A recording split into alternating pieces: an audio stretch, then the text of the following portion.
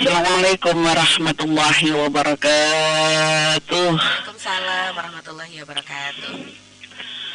Alhamdulillah. Alhamdulilladzi khalaqal mauta wal hayata liyabluwakum ayyukum ahsanu amala. Wa huwal azizul ghafur. Allahumma shalli wa sallim ala sayyidina Muhammadin wa ala alihi wa sahbihi wa sallim ajma'in.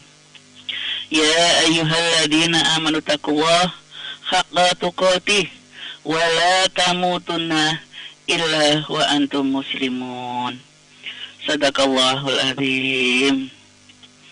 Alhamdulillah, puji syukur kita panjatkan kehadirat Allah Subhanahu wa taala atas segala limpahan nikmat dan karunia-Nya kepada kita yang tak henti-hentinya ini.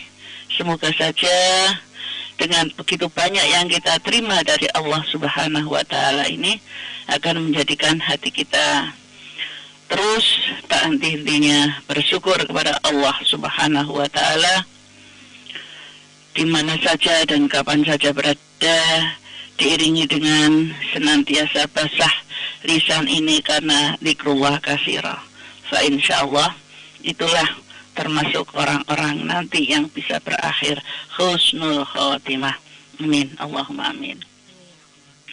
Salawat salam senantiasa terlimpah kepada yang terkasih, yang mulia, panutan kita, suri teladan kita, Nabiullah Muhammad sallallahu alaihi wasallam, yang senantiasa ada di kolbu kita dan kita ikuti sunnah-sunnahnya sehingga kita bisa menjalankan syariat Allah Subhanahu wa taala dengan benar.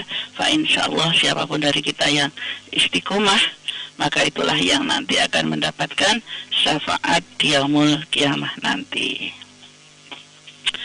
Para pendengar sekalian yang berbahagia, bahwa sesungguhnya lah kalimat la ilaha illallahu azimatul imani wa fatihatul ihsani wa mardatur rahmani wa madharatus syaitan.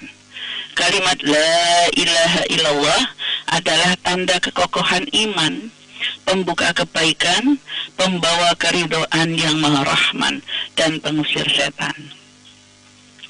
Karena itulah, maka di dalam berikrar untuk menjadi hamba-hamba Allah yang kemudian diakuinya, kenapa urutan yang pertama di dalam rukun Islam ini adalah dua kalimat syahadat, asyhadu an la ilaha illallah wa asyhadu anna muhammadar rasulullah. Inilah kuatnya sehingga kita akan bisa diakui sebagai hamba Allah dan kemudian umat Rasulullah Sallallahu Alaihi Wasallam yang kemudian harus diikuti dengan syariat-syariat yang sudah dituntunkan oleh Allah Subhanahu Wa Taala dan menegakkan sholat. Nah, ada suatu kisah yang sangat menarik para pendengar sekalian dan Mbak Mira. Ini adalah untuk semakin mengokohkan ikrar kita bahwa kesaksian seorang hamba yang berikrar dengan batu-batu di Arafah, inilah yang akan membawa dia kepada keselamatan di akhirat nanti. Nah, pada waktu perjalanan haji bersama jamaah rombongan, Ibrahim Al-Wasiti itu sufi yang hidup pada abad keempat Hijriah sudah mulai tiba di Arafah. Saat wukuf, dia hanya asik dengan amal ibadah dan doa-doa. Dan sepanjang hari sampai dengan tanggal 9 Zulhijjah itu, Al-Wasiti ini hanya berzikir dengan penuh khusyuk sambil menangis, teringat akan kelemahan-kelemahan dan kesalahan-kesalahan yang pernah dilakukannya. Bukankah memang ibadah haji adalah bertemu kehadiran Allah Azza wa Jalla? Dan ibadah haji adalah sarana kembali kepada Allah Subhanahu wa Ta'ala untuk menebus dosa-dosa. Dan padang Arafah adalah tempat hamba-hamba Allah yang mengakui segala dosa-dosanya. Insya Allah dengan Maha Rahman Rahimnya, dengan Asmaul Husna Al-Ghafarnya, penuh kasih sayangnya, Allah mengampuni seluruh dosa hambanya, walaupun sebanyak butir yang ada di padang Sahara. Karena itulah seorang hamba Al-Wasiti ini memanfaatkan waktu yang hanya satu kali dalam satu tahun itu dengan penuh makna. Mungkin juga bagi kebanyakan orang awam di sini adalah sekali seumur hidup. Maka dia tahu betul arti hari Arafah. Sehingga dia betul-betul asyik mansuh untuk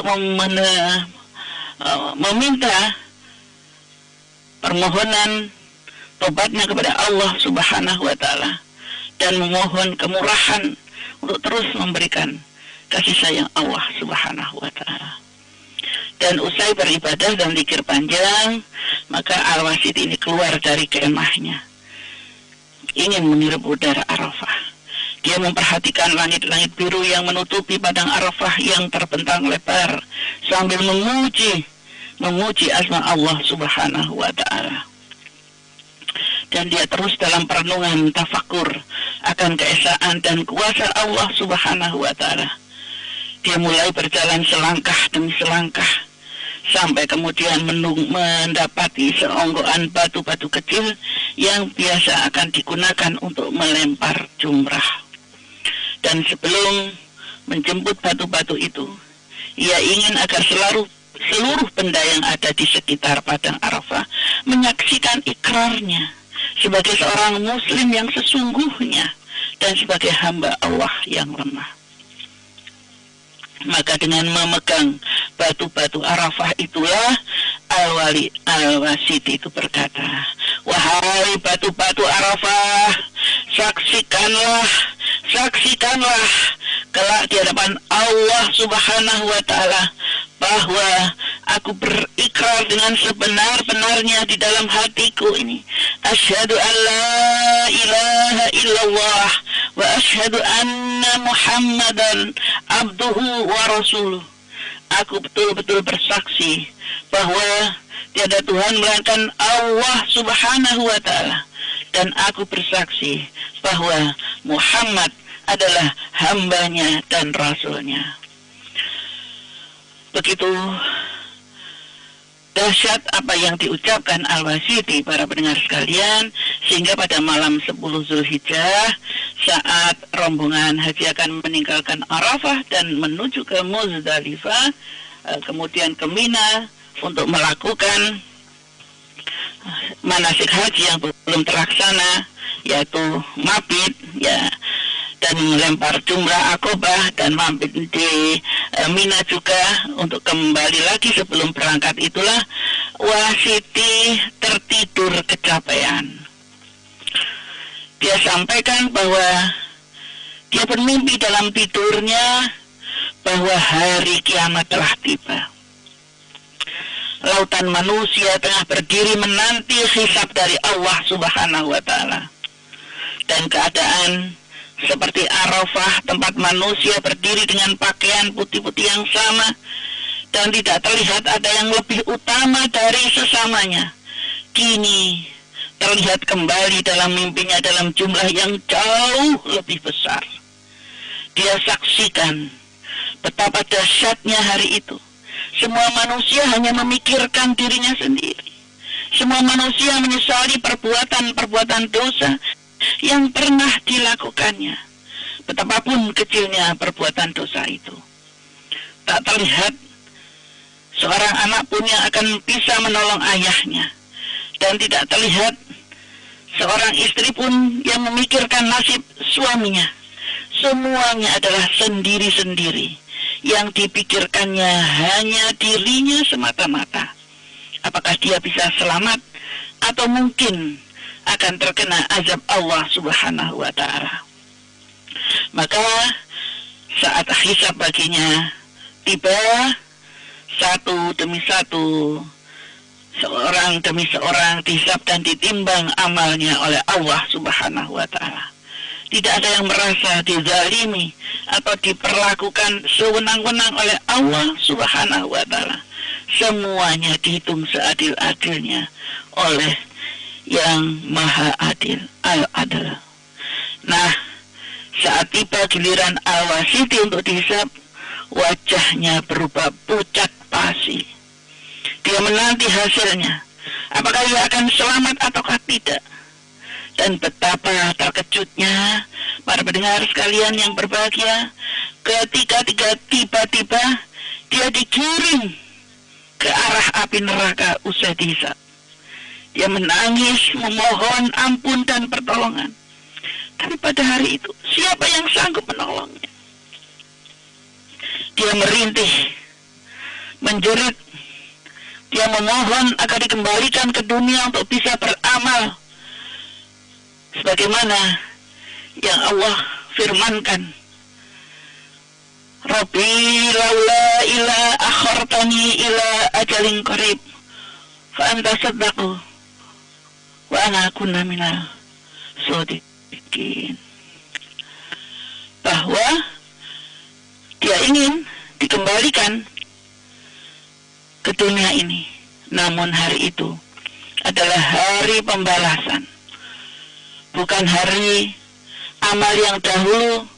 Di dunia manusia telah diberi kesempatan oleh Allah untuk beramal, namun mereka kadang-kadang lalai dan bahkan mengabaikan. Maka setibanya Al-Wasiti maksud saya di pintu api neraka, dan ketika ia hampir dijebloskan ke dalamnya, tiba-tiba ada sebuah batu muncul dan berupaya menahannya. Malaikat azab berusaha menggeser batu tersebut, tetapi tak berdaya. Dibawanya Al-Wasiti ini ke pintu yang kedua, tetapi batu-batu yang lain muncul menghalanginya. Begitulah seterusnya sampai ke pintu ketujuh. Setiap kali batu itu menahannya dari api neraka, ia kemudian bersaksi, Ya Allah, kami adalah batu-batu kecil di Arafah. Kami menyaksikan bahwa si Fulan ini telah berikrar dan bersaksi bahwa tiada Tuhan melainkan Allah dan Muhammad adalah Rasulullah. Para malaikat kemudian membawanya ke Arsy. Di sanalah kemudian Allah berfirman, batu-batu Arafah itu telah menyaksikan ikrar dan syahadahmu, dan mereka tidak menyia-nyiakanmu.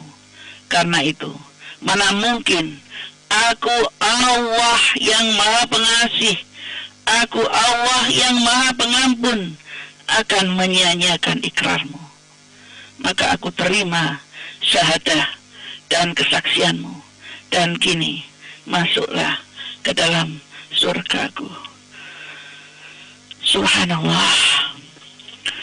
Para pendengar sekalian yang berbahagia, dari kisah Ibrahim Al-Wasiti inilah kita bisa mengambil ibrah bahwa begitu urgennya, begitu pentingnya kesaksian yang mendalam, yang seluruh aliran darah mengikutinya apa yang diikrarkannya, dan itulah yang kemudian disaksikan oleh batu-batu di Arafah yang akan bisa membimbingnya di hari pembalasan, di hari pengadilan, untuk mendapatkan jannahnya Allah Subhanahu wa Ta'ala. Karena itulah kita bisa merenungkan,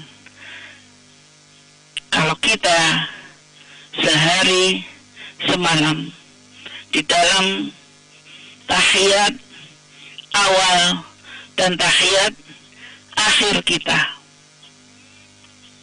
yang senantiasa berikrar pada Allah Subhanahu wa Ta'ala, dan itu tidak hanya untuk main-main, apalagi dijual dengan harga murah untuk mendapatkan popularitas harta semata, tetapi adalah betul-betul untuk kesaksian pengakuan yang didasari semata-mata karena iman kepada Allah Subhanahu wa taala. Fa insyaallah itulah yang akan membimbing kita kepada ampunan dan rahmat di sisi Allah Subhanahu wa taala. Karena itulah senyampang masih banyak kesempatan untuk beramal soleh. Maka jangan sampai kita sia-siakan dan terus kita perkuat dua kalimat syahadat ini, kita pegang sampai akhir hayat nanti, yang senantiasa saya mengingatkan diri kami sendiri dan kepada para pendengar semua adalah wala tamutun illa wa antum muslimun. Janganlah sampai kita kembali kepada Allah Subhanahu wa taala bila tidak dalam keadaan beriman, dalam keadaan berserah diri kepada Allah Subhanahu wa taala. Fa insyaallah itulah orang-orang yang selamat.